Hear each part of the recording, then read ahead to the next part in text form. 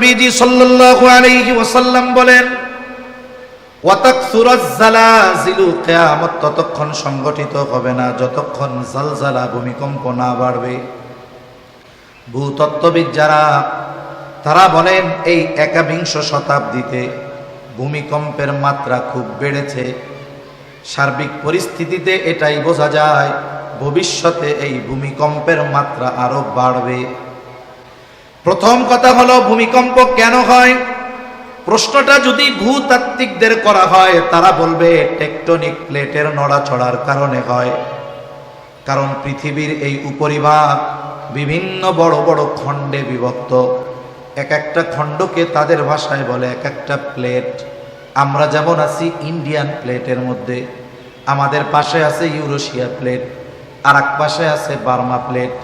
বলে এইগুলার প্রত্যেকটার সাথে একটু ফাটল আছে। ফাটল, এই ফাঁকা জায়গাগুলো সব সময় ফাঁকা জায়গার কারণে নড়াচড়া করতে থাকে।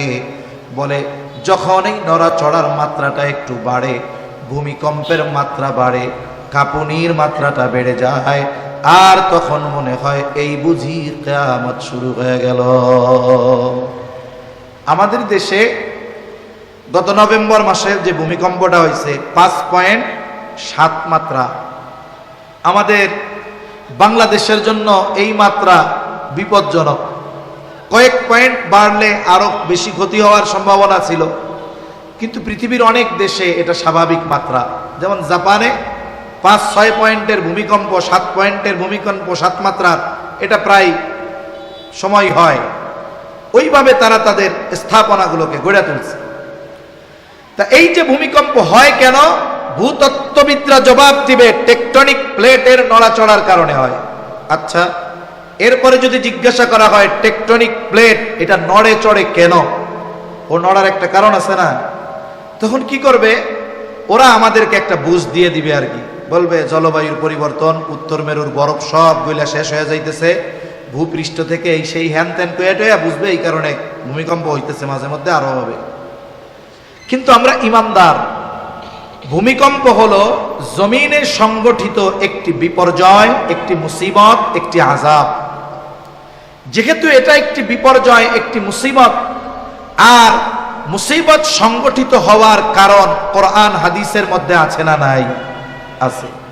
এজন্য ইমানদার যিনি, জাগতিক এই বিপর্যয়কে শুধুমাত্র উনি জাগতিক কারণ হিসাবে নির্ণয় করেন না, প্রাকৃতিক বিপর্যয় হিসাবে ধরে নেন না, বরং ইমানদার চিন্তা করে এই বিষয়টা সংগঠিত হওয়ার পেছনে ইসলাম কোনো কারণ বর্ণনা করেছে কিনা।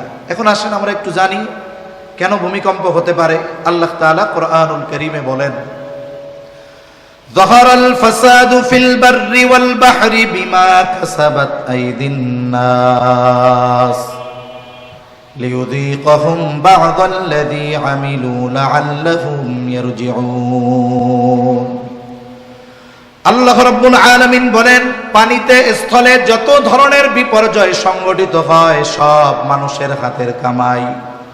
তার মানে মুসিবত যেটা পানিতে হয়, পানিতে কি হয়? বলে সিডর, আয়লা, লাইলা, জলোচ্ছ্বাস, সুনামি, এগুলো সংগঠিত হওয়ার কারণ কি? বলে আমাদের হাতের কামাই এগুলো। জমিনে সংগঠিত মুসিবতগুলো কি? অতিবৃষ্টি, অনাবৃষ্টি, অতি খরা, ভূমিধস, ভূমিকম্প, পাথর বৃষ্টি, এগুলো হলো জমিনে সংগঠিত বিপর্যয়। তাহলে পানিতে হোক আর স্থলে হোক, সব ধরনের বিপর্যয় সংগঠিত হওয়ার কারণ হলাম আমরা। মূলত আমাদের পাপের কারণে এই বিপর্যয়গুলো সংগঠিত হয়। আমাদের পাপের কারণে। কিসের কারণে? জোরে বলেন। আমাদের পাপের কারণে এগুলো হয়। তা আল্লাহ তাআলা পাপের কারণে শাস্তিটা দেন। তার মানে ভূমিকম্প হওয়ার কারণ হলো আমাদের পাপ। বলেন, ভূমিকম্প হওয়ার কারণ আমাদের পাপ। এখন ভূমিকম্প হইল, আল্লাহ তাআলা পাপের পরিপূর্ণ শাস্তি কিন্তু আল্লাহ তাআলা দুনিয়ায় দেন না।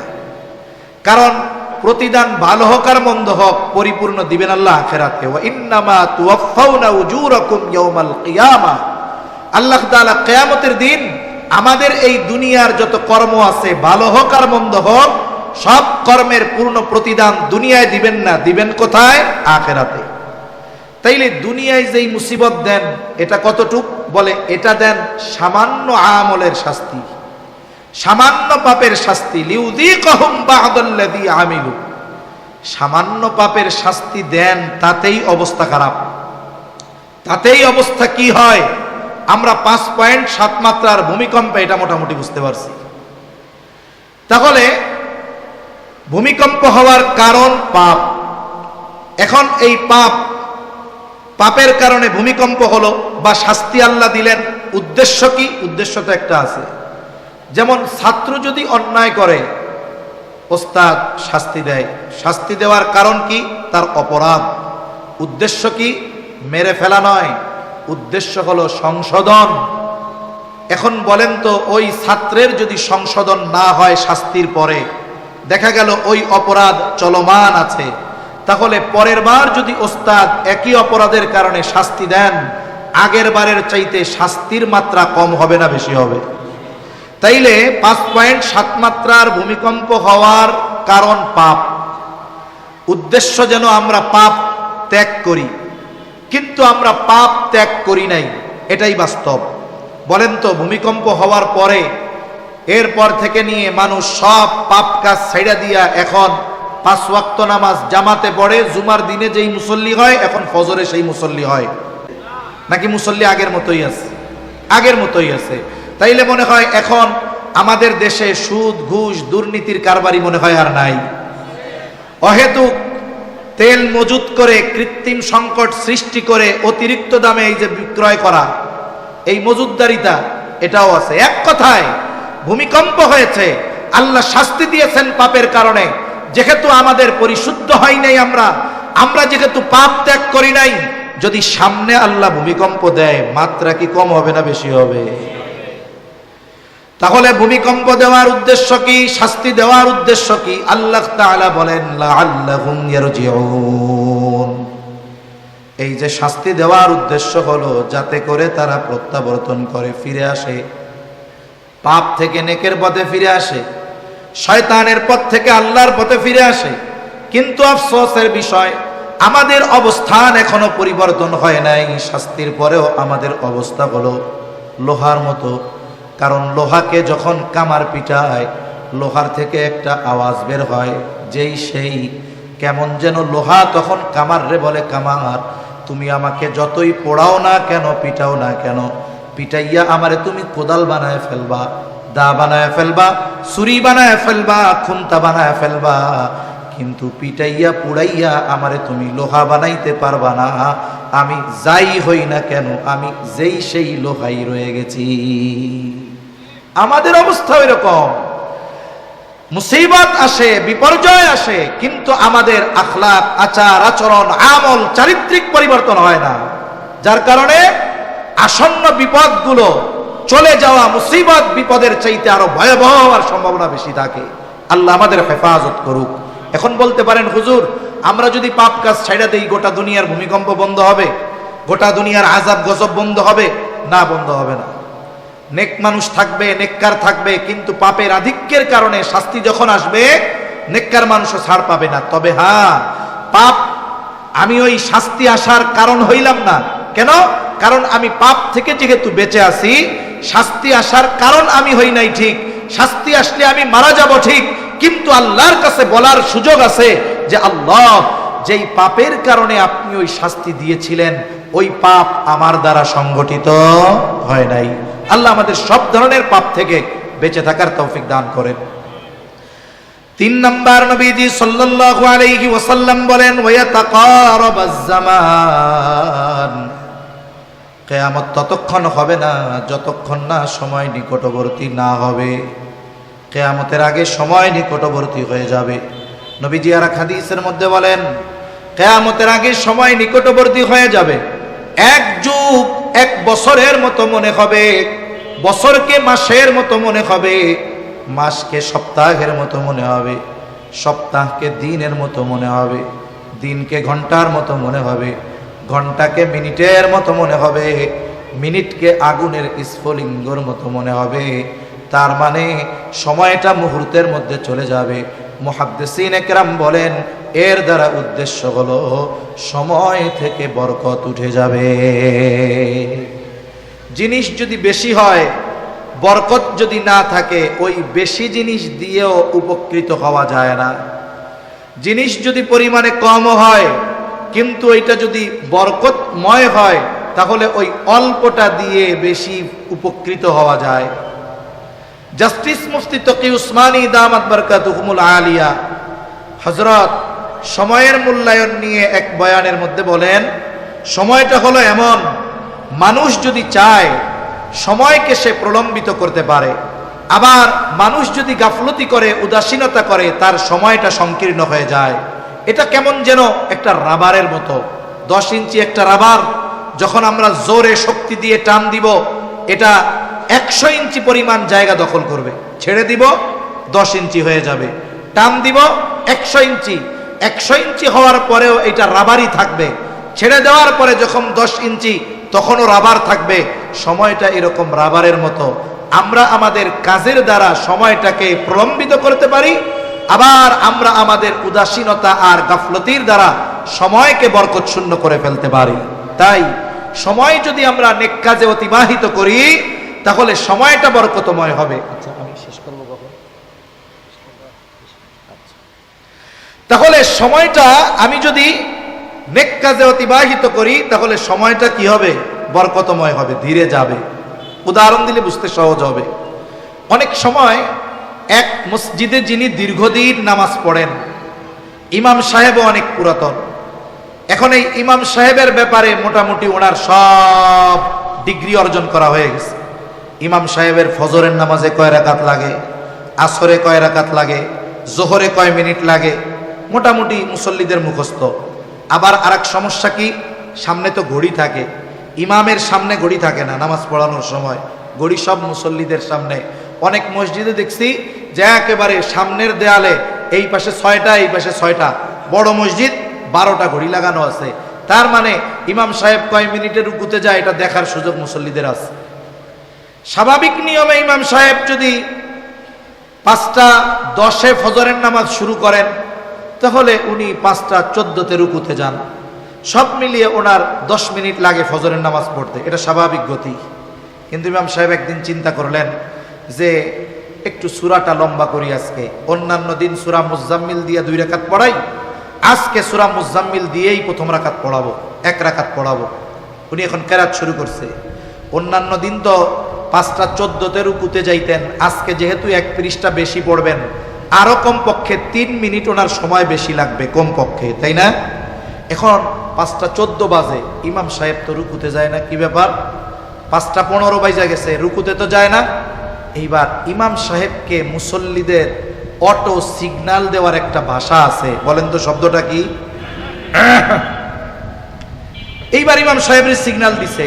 কাশি দেওয়ার মানে কি? হুজুর 14 বাজে 15 বাজে গেল, রুকুতে যান না কেন? এরপরে 15 বাজে 16 আবার সিগন্যাল দেওয়া হয়, রুকুতে যান না কেন? যাই হোক, ইমাম সাহেব নামাজ শেষ করলেন। অন্যান্য দিনের তুলনায় আজকে সময়টা বেশি লাগছে 5 মিনিট। কয় মিনিট? অন্য দিন লাগে 10 মিনিট, আজকে লাগলো 15 মিনিট। বলেন তো এই 5টা মিনিট সময় আমরা কি দুনিয়ার কোনো অহেতুক কাজে ছিলাম? ঈমানের পরে সবচাইতে গুরুত্বপূর্ণ ইবাদতের মধ্যে আমরা ছিলাম। অথচ দেখুন ওই 5 মিনিটটা আমার কাছে মনে হচ্ছিল এটা 50 মিনিটের সমান। এই জন্য 14 থেকে 15 বাজতে দেরি, আমার ধৈর্য চুত্ত হতে দেরি নাই, কাশাকাশি শুরু হয়ে যায়। এই সময়টা আমি নেকের কাজে কাটাইছি, এই জন্য এই সময়টা মনে হয়েছে ধীরে যাচ্ছে, কষ্ট হইতেছে। মনোবিজ্ঞানীরাও বলে মানুষ যখন ভালো কাজ করে, অর্থবহ কাজ করে, এই সময়টা ধীরে ধীরে যায়, সময়টা বরকতময় হয়। এরপরে দেখুন ওই ব্যক্তি মসজিদ থেকে বের হয়ে পাশে চায়ের দোকানে বসছে, 5:30 চায়ের দোকানে বসছে। আল্লাহর বান্দা এক ঠেলায় 5 ঘন্টা চার দোকানে বসে থাকছে 10:30 পর্যন্ত। এই সময় কিন্তু একটুও কাশাকাশিও আসে নাই, একটুও কষ্টও হয় নাই। অথচ 5 মিনিট নামাজের মধ্যে অধৈর্য হয়ে গেছে, 5 ঘন্টা চায়ের দোকানে বসে থাকছে, তার ধৈর্যচ্যুতি হয় নাই, তার কষ্ট হয় নাই। কিন্তু দেখুন সময়টা কেমন যেন চোখের পলকে চলে গেছে, ঠিক কিনা বলেন? 5 ঘন্টা চোখের পলকে চলে গেছে। না দুনিয়াবি কোনো উপকার হয়েছে, না পরকালীন কোনো উপকার হয়েছে। এজন্য হাকিমুল উম্মাত আশরাফ আলী থানভী রহমাতুল্লাহি আলাইহি বলেন, 2 ধরনের মজলিস ছাড়া সব মজলিস অনিরাপদ। একটা হলো দ্বীনি মজলিস, আর একটা হলো দুনিয়াবি বৈধ উপকারী মজলিস। অনেক সময় সামাজিক অনেক বিষয় নিয়ে আমরা বসি, আলোচনার মজলিসে বসি, এগুলো উপকারী মজলিস। এগুলো ছাড়া বাকি যত মজলিস আছে সব মজলিসগুলো আমাদের জন্য ক্ষতিকর। এই যে রমজান মাস চলে গেছে, প্রত্যেক মসজিদে ইমাম খতিব সাহেবরা রমজান উপলক্ষে কমপক্ষে বলছে একটু কোরআনটা একটু বেশি বেশি পড়েন, কোরআন নাজিলের মাস। দেখা যায় অনেকে জোহরের পরে কোরআন শরীফ নিয়ে বসতে, যুবক মানুষ হোক, মধ্যবয়স্ক মানুষ হতে পারে। যুবক ভাই আমার কোরআন নিয়ে বসতেন, 5 মিনিট পরে কোরআন বন্ধ করে উঠে গেছেন। ওনার কাছে মনে হচ্ছে উনি মনে হয় 5 ঘন্টা ধরে কোরআন পড়তেছে। হুজুর জিজ্ঞাসা করলেন, কি ব্যাপার? 5টা মিনিট নয় হইতেই কোরআন রাইখা দিলেন। বলে, হুজুর এক নাগাড়ে কোরআন শরীফের দিকে তাকায় থাকতে থাকতে চোখ ব্যথা হয়ে গেছে, বৈশা থাকতে থাকতে মাজা হয়ে ব্যথা হয়ে গেছে, ঘাড় ব্যথা হয়ে গেছে, অথচ কোরআন শরীফ নিয়ে বসছে কয় মিনিট? 5 মিনিট। কত কষ্ট! ওই ভাই আমার মসজিদ থেকে বের হয়ে আরেক শরীফ ওপেন করছে, এটার নাম হলো মোবাইল শরীফ। মোবাইল শরীফের দিকে এক নাগাড়ে 3 ঘন্টা তাকায় আছে, এক জায়গায় বসে এক নাগাড়ে 3 ঘন্টা তাকায় আছে। যতক্ষণ চার্জ আর ইন্টারনেট শেষ না হয় মোবাইল শরীফও বন্ধ হয় না, চোখও ব্যথায় না, মাজাও ব্যথায় না, ঘাড়ও ব্যথায় না। তাহলে কি বুঝলাম? আমরা যখন নেক কাজ করি এই সময়টা ধীরে ধীরে যায়, যখন অহেতুক অনর্থক গুনার কাজ করি সময়টা দ্রুত চলে যায়। ভাই, এই যে সময় চলে যাচ্ছে আমি আপনি টের পাইতেছি না। আল্লাহ প্রদত্ত যত নেয়ামত এই দুনিয়ায় আল্লাহ আমাদেরকে দিয়েছেন, সব নেয়ামত গুলার মধ্যে অন্যতম দামি নেয়ামত হলো এই হায়াত, এই সময়। মানুষ মারা যাবার পরে কথা বলে, নবীজি বলেছেন, কোনো সন্দেহ নাই। তবে দুনিয়ার মানুষ শুনতে পায় না। যদি আমরা শুনতে পাইতাম তাইলে ভয়ে কাফন দাফন বাদ দিয়ে দিত মানুষ। মানুষ মারা যাওয়ার পরে কথা বলে, হয়তো এক এক ধরনের মানুষ এক এক ধরনের কথা বলে, কিন্তু যেই মানুষগুলো এই হায়াত অপব্যয় করেছে, হায়াত নষ্ট করেছে, ভালো কাজে অতিবাহিত করে নাই, এই মানুষগুলো মারা যাবার পর আল্লাহ তাআলার কাছে হায়াত চেয়ে ফরিয়াদ করবে। আল্লাহ তাআলা বলেন, কি বলবে তারা? ফায়াকুল রাব্বি লাউলা আখখারতানি ইলা আজালিন করিব ফাসাদদাক ওয়া আকুম মিনাস সালিহিন।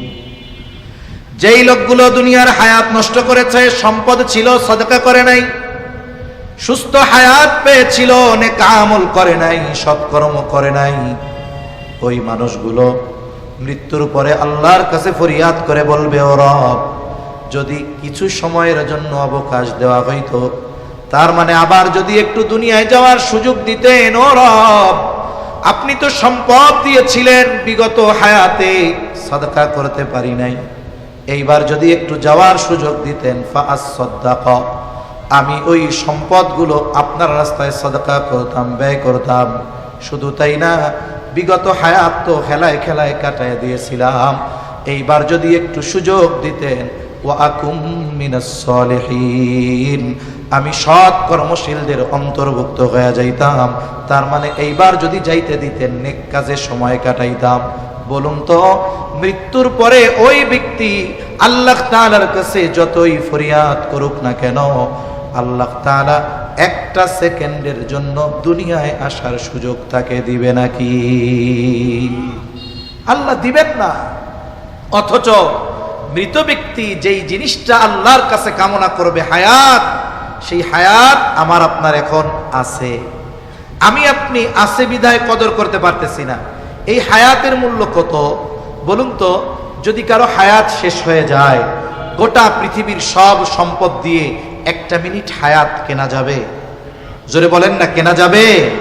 তাহলে গোটা পৃথিবীর সব সম্পদের চাইতে হায়াতের মূল্য বেশি, অথচ এই হায়াত আমরা সবচাইতে অহেতুক, অনর্থক, বেহুদা কাজে এটাকে আমরা ব্যয় করি।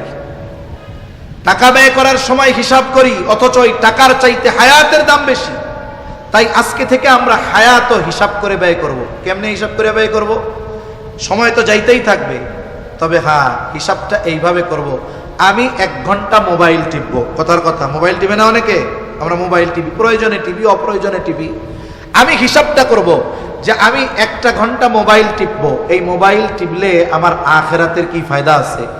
যদি হ্যাঁ, মোবাইল 1 ঘন্টা টিপলে পাহাড় পরিমাণ সওয়াব হবে, আখিরাতে জান্নাত পাওয়া সহজ হবে, জাহান্নাম থেকে বাঁচা যাবে, তাইলে আমাদেরও বললেন আমরাও ওই আমল বেশি বেশি করব। তাহলে মোবাইল টিপবো, হিসাব করব আখিরাতের লাভ কি হলো। আমি দোকানে গিয়ে বসবো, আমার হিসাব হবে আমি যদি 1 ঘন্টা এই জায়গায় বসি আমার আখিরাতের কি লাভ হবে। আমি যদি সময়টাকে ওইভাবে ব্যয় করি যে আমি ওই জায়গায় ব্যয় করব যেখানে আমার দুনিয়ার বৈধ অথবা আখিরাতের লাভ আছে, এইভাবে যদি সময় ব্যয় করি তাহলে দেখা যাবে আমার সময়টা বরকতময় হবে, সময়গুলো অহেতুক আর অনর্থক ব্যয় হবে না, বরং ওই সময় ব্যয়ের দ্বারা আমার দুনিয়া আখিরাতের কল্যাণ হবে। ঠিক কিনা বলেন? তা নবীজি বলেন কিয়ামতের আগে সময় নিকটবর্তী হবে, তার মানে মুহাদ্দিসিনে কেরাম বলেন সময় বরকত শূন্য হয়ে যাবে। আর সময় বরকত শূন্য কিভাবে হয়? অহেতুক আর গুনার কাজের মাধ্যমে হয়। আর সময় বরকতময় কিভাবে হয়? বলে নেক কাজের মাধ্যমে সময় বরকতময় হয়ে যায়। 4 নম্বর, নবীজি সাল্লাল্লাহু আলাইহি ওয়াসাল্লাম বলেন ওয়াতাযহারাল ফিতান, কিয়ামতের আগে ফিতনা প্রকাশ পাবে। মুহাদ্দিসিনে কেরাম বলেন উদ্দেশ্য হলো দাজ্জালের ফিতনা। নবীজি বলেন এই উম্মতের জন্য সবচেয়ে বড় ফিতনা হলো দাজ্জালের ফিতনা। দাজ্জালের ফিতনা কত ভয়ঙ্কর! সাহাবায়ে কেরাম মৃত্যুকে ভয় পাইতেন না, মৃত্যুর ব্যাপারে পরোয়া করতেন না, কিন্তু দাজ্জালের ফিতনাকে ওনারা ভয় পাইতেন। তাহলে আল্লাহ তাআলা যাদের মতো ঈমান অর্জনের আদেশ আমাদের দিয়েছেন, আমাদেরকে আদেশ দিয়েছেন আমিনু কামা আমানান নাস, তোমরা ঈমান আনো ওই সমস্ত মানুষদের মতো। কোন সমস্ত মানুষ? মুফাসসিরিনে কেরাম বলেন এখানে উদ্দেশ্য যে তোমরা সাহাবায়ে কেরামের মতো ঈমান আনো। ওই মানুষগুলো মৃত্যুর ব্যাপারে কোনো পরোয়া করতো না, কিন্তু দাজ্জালের ফিতনা নিয়ে তারা ভীত ছিল, শঙ্কিত ছিল, পেরেশানিতে ছিল। অথচ আফসোস, সময় কাছাকাছি হচ্ছে দাজ্জাল আগমনের, আমাদের কোনো চিন্তাও নাই, পেরেশানিও নাই, আমাদের মরার ভয়, দাজ্জালের ভয় নাই। ঠিক বিপরীত, আমাদের হলো মরার ভয়, কিন্তু দাজ্জালের ফিতনা নিয়ে আমাদের কোনো টেনশন নাই। অথচ নবীজি সাল্লাল্লাহু আলাইহি ওয়াসাল্লাম উম্মতের জন্য কত চিন্তিত, উম্মত যেন এই দাজ্জালের ফিতনায় ফেসে না যায়, ঈমান হারা হয়ে না যায়, এই জন্য নবীজি আমল শিখিয়ে দিয়েছেন আমাদের। এই যে জুমার দিন চলে গেল, আমলটা ছিল সূরা কাহাফের আমল। কোন সূরার আমল? সূরা কাহাফ। অনেকে বলতে পারেন হুজুর এত বড় সূরা, এটা প্রায় হিফজ কোরআন শরীফের 12 পৃষ্ঠারও বেশি। এখন আমি তো সারা জীবনে 12 পৃষ্ঠা কোরআন শরীফই পড়ি নাই, এই সূরা পড়বো কেমনে?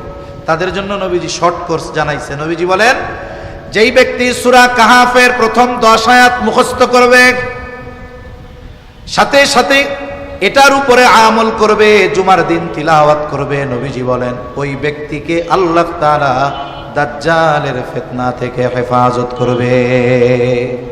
এখন যিনি পুরা সূরা পড়তে পারেন না, কমপক্ষে 10টা আয়াত পড়বে, সর্বোচ্চ 1 পৃষ্ঠা। এখন যদি আপনার ওই 1 পৃষ্ঠাও পড়ার যোগ্যতা না থাকে, আপনি আমি যদি আপনার মসজিদের ইমাম সাহেবকে গিয়া বলি ইমাম সাহেব আমলটা করার মতো যোগ্যতা আমার নাই, আপনি একটু তিলাওয়াত করে শোনান, বলেন তো ইমাম সাহেব কি বলবে নাকি?